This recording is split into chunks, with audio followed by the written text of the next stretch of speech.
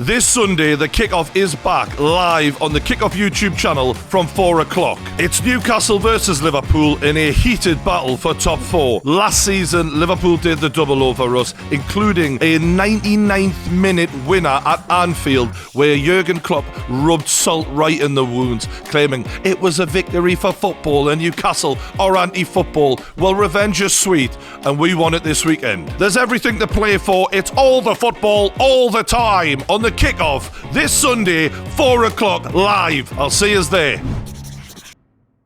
I completely accept in that first transfer window we got a lot wrong. Do you know what I mean? We maybe shouldn't have brought in Koulibaly, especially not for 35 million or whatever we paid. But when you look at the acquisitions now and the players that we're bringing in, I'm quite impressed by it.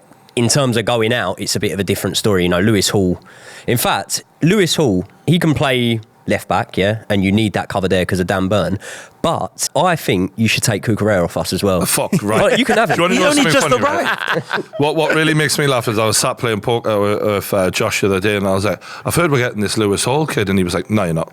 No. And I could see in his face, right? It was like, you fucking joking? And I was like, yeah, I've heard that we're going to get him. He's like, there ain't no way we should be letting that happen. And it is an interesting one to see why Chelsea fans are so against selling a kid who is 18, has played 9 games, and why Newcastle have spent 30 million. Because I've seen, like, even Man United fans getting outraged, like, we can't sell a player, and yet Chelsea are getting 30 million for a bloody kid with 9 games who's 18 years old. Why do you guys think he's gone for that much money? I think personally, if you look at the acquisition of Lewis Hall, it's one that is brilliant for Newcastle. I actually don't think 30 million, when you think about his age, sell-on value and what he can bring to a team, in terms of versatility, you look at the players that Eddie Howe's bringing in, and he's bringing in players that can do different roles, and Lewis Hall will be one that gives you the hunger, especially when you look at it. It was probably easy to look like a hungry player that wanted to go for it in that Chelsea side last season because no one would. Yeah. When you got Lewis Hall, but you got Hakim Ziyech in front of him or whatever, it's easy to look hungry. It's easy to look like like you're taking the game by the scruff of the neck. But at the same time, it's like he fits the philosophy, and it's one of those transfers, exactly like you were saying, Brian, where I think fans of rival clubs, fans of any other clubs, would think, why are they making such a big deal out of this? Like, it's not that big a deal that this young kid's gone. But actually, my inbox was flooded. The second the news came through, it's everyone saying, you've got to cover this Lewis Hall thing, I can't believe it. I just think that when you've come... Can you compare him to someone who... He's a bit quicker than Ben Chilwell, but in terms of what Ben Chilwell can do, he's solid defensively, but can go forward. But I think the versatility as well, but you see how you saw Gareth Bale start off as a left-back, go forward and forward and forward and go up the pitch. Yeah. That's the sort of thing that I could potentially see coming from a Lewis Hall. I think after a couple of games, you won't need to ask that sort of question. Oh, really? You'll realise, yeah. The problem that we've got in that he will not reach our first 11 right now. So we've got that issue, and I think in a weird way we've just offered him a huge contract. He was happy to stay, and then we've obviously gone and signed however many millions, 160 odd million on 2 midfielders, and we've actively needed to sell some players to clear it off our books. I think with him, why I think he'll be incredibly successful at Newcastle is that he has the technical ability, and I think his technical ability is actually a bit underrated.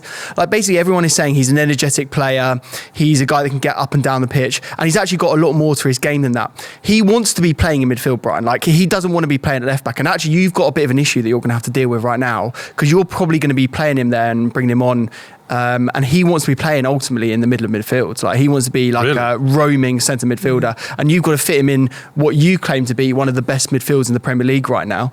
So he's going to have to battle his way through. But I just think he's an incredibly smart kid. He's very technically astute. His left foot looks like a pitch as well. And it looks, and technically. Why did you guys sign so many players then? If you've got players like this, like, why did you do that? Well, this is the thing with the transfer. Plan, bro. The plan. Yeah. Well, tell me, Babs, what is the plan? He's being sarcastic. I don't know the plan. He's being sarcastic. What is the plan? As in, my plan is with Chelsea fans. I'm not saying you guys specifically, but is you change your minds every couple of weeks. Cucurella comes in, he's amazing. Now he's awful now. In one season. I think that's football fans in general, isn't it? But as Chelsea fans, their own fans admit it. Like, there's especially on obviously Twitter and stuff, like, so toxic at times. They'll turn against certain players. They'll be like Babs, armies against certain players. You've got the least patience. No, but listen. When Cucurella came in, everyone acknowledged at Brighton he was a quality player, and everyone was rating him. The stats were perfect. He was doing bits in Brighton. is it just the Brighton effect now where players are going there and they're looking amazing in the Brighton system? You take them out of that and they don't look as good. I mean, Basuma's back. Say that. Don't say that. Basuma's back. He just had 2 man in the match performance. I'm hoping like Chelsea and Manchester United specifically are two clubs where you better hit the ground running, son. Exactly. No patience. But that's the thing. Like, I think the problem with us is we get to see Cucurella week in, week out, and he made so many glaringly obvious errors last season. It was so bad that you do lose patience quickly because he makes such bad mistakes.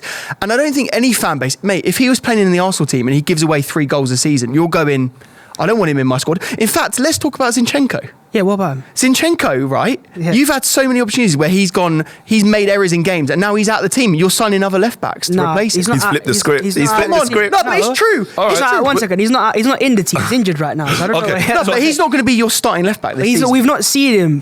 Whenever he's been fit for Arsenal, he's been starting. So now he's fit again. Mate, he's going to be starting again. Mate, we need to stop turning this into. What about your club? All right. Yeah. I'm sorry, Babs. I had to. In terms of the actual plan at Chelsea. What do you feel like the plan is, lads? I feel like when we're bringing all these young players in, you're looking at it, and what I think I used a comparison, right? You know, these sort of geeky guys that buy action figures and they never unbox them because they want to hold the value and sell them on one day and whatever.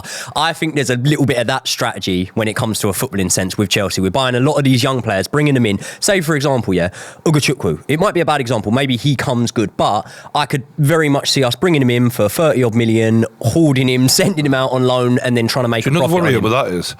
Remember, like Pato and players like him, all the promise in the world, next big thing, guaranteed to be a star, and sometimes potential isn't worth shit. Do you know? And that is a worry for me when I look at that Chelsea side. Is there's so much potential there? I'm not denying that, and this could be like an amazing strategy, but a lot of the time, youngsters are a bit hit and miss. Do you know what works in their favour though? I'll be honest, and I could say this as someone that had him as a manager, is Pochettino.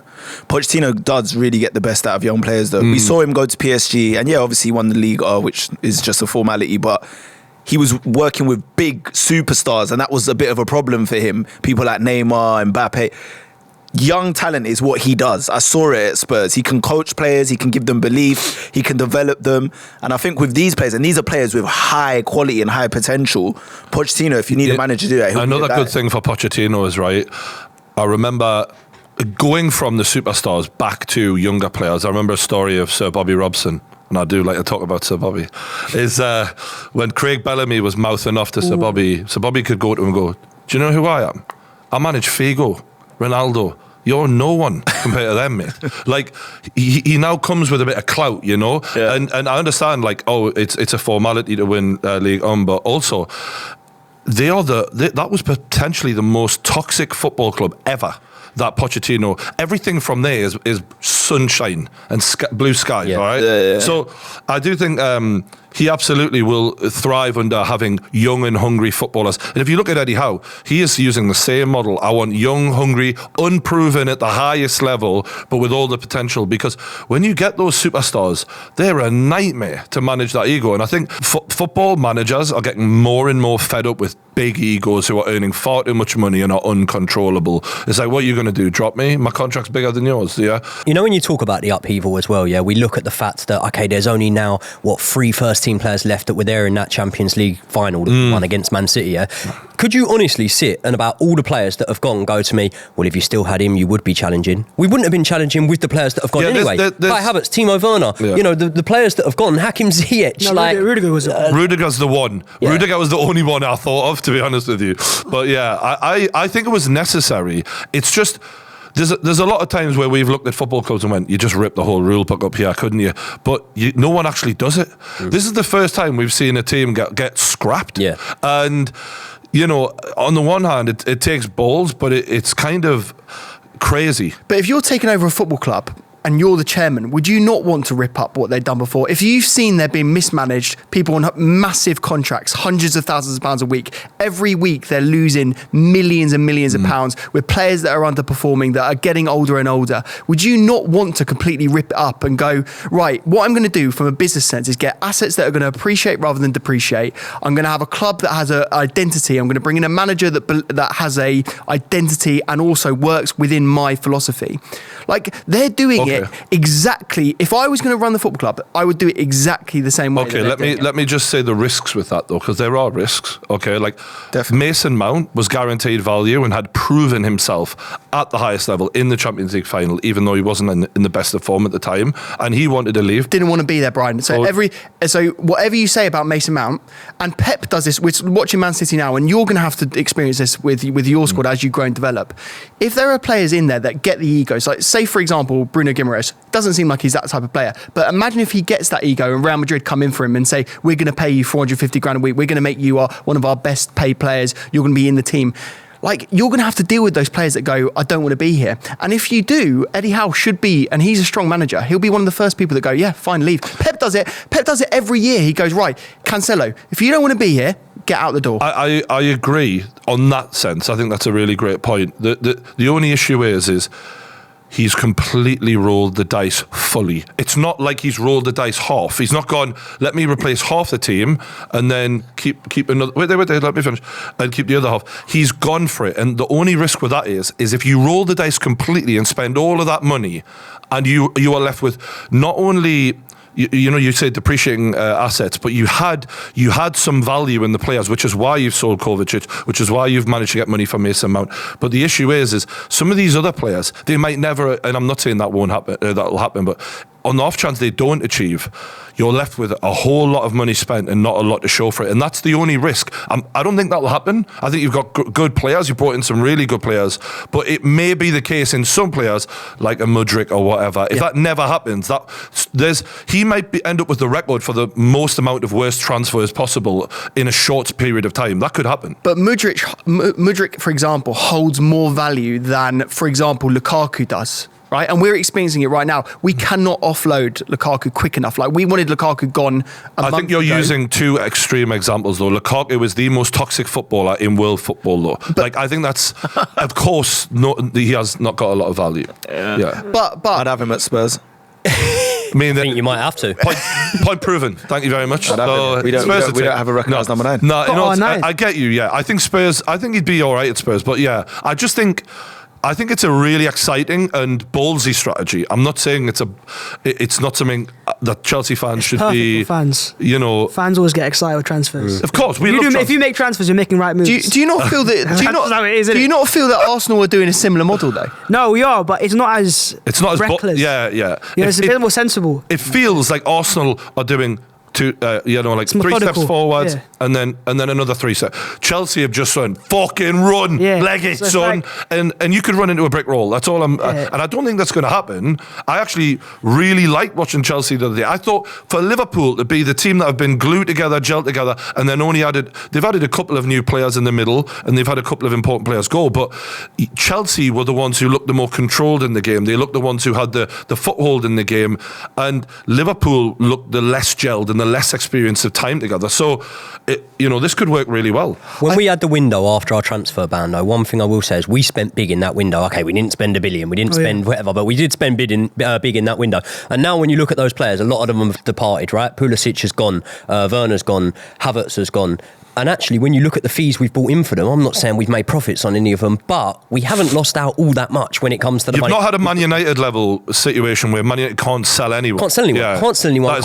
Can't get any money. And whether there's loopholes, whether there's something that goes into it, the fact that a lot of Saudi clubs have come in for our players, or maybe it's just perfect timing, and maybe we're just a club that has got lucky there. But what I would say is, you look at the players that we have brought in, young, a lot of them are going to have higher sell-on value. I think a lot of them are going to at least put themselves in the shop window. If it doesn't come to fruition, they don't go on to be the players. And look, this is football. Not every single player you bring in is going to go on to be that player. Last season, now he's proving us wrong. Last season, we were looking at Anthony Gordon, and we were sort of thinking, have they sort of overspent it? I think a lot of people are still thinking that about Gordon. But yeah, he's definitely looking better now. I think he's going to come good this season. I think he's in the right place with the right managers to do so. But all I'm saying is, and I would say this, and I would have a Chelsea bias, but all I'm saying is, it's very easy to say these things now. Let's give it 2-3 years from the takeover. The first transfer window was awful, but 2-3 years from the takeover, let's give it that time, and then let's look back at it and go, okay, now we can really dissect it and have a look at it, because it was a scattergun approach at first, and I'll completely admit that. But now I'm looking at it and I'm thinking, do you know what? The upheaval is a shock. I don't think I've ever seen a team change so much. Not since Chelsea the first time. I was going to say. Not since Roman Abramovich. This is insane.